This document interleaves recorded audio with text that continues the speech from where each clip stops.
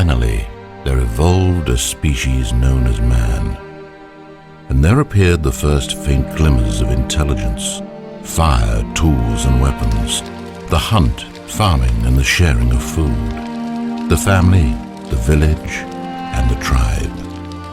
Now it required but one more ingredient, a great leader to unite the quarreling tribes, to harness the power of the land, to build a legacy that would stand the test of time.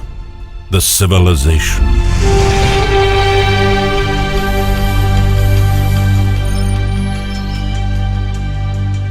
It's always kind of a holy grail for designers, to make their Civilization game. And to get to work with the Sid Meier's Civilization license is, a real treat, because that's a game that, I spent many hours playing, back in the day on my computer late at the night and, skipping my homework and things like that.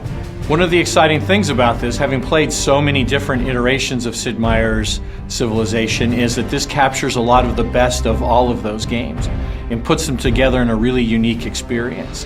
It is Civilization, but it's not the computer game. It's a unique experience that you have on the tabletop that gives you the experience of building your empire, your civilization, seeing if you can build the civilization that stands the test of time. One of the more appealing aspects of the game was, even though it's this huge overarching empire building game and you're spanning time, it seemed like it played very quickly. It's kind of scaled down to an evening experience. You can have that full civilization experience that might take days or weeks on the computer, especially if you're playing multiplayer, and you can have that in one evening with your friends, and you can see the look of agony on their face as you march to glory. You start out, you have one small city, you're just your capital, and you're kind of going to build up your empire and spread your influence throughout the world, and there's other civilizations out there to meet and conquer or trade with. You're trying to become the greatest civilization in the world, lead your people to greatness, and kind of go down in history as one of the greatest peoples who ever were. So now once you've got the game open and you know how to play, you're ready to go, each person picks their civilization that they want. You set up, you see what resources or what special abilities you have to start at the game. The map gets set up, and it gets set up randomly, and you have a fog of war effect going on where the tiles are placed face down. Where the modular boards are really cool. I like those because they always change up what kind of world you're building, and you have to uncover it and expand your empire that way.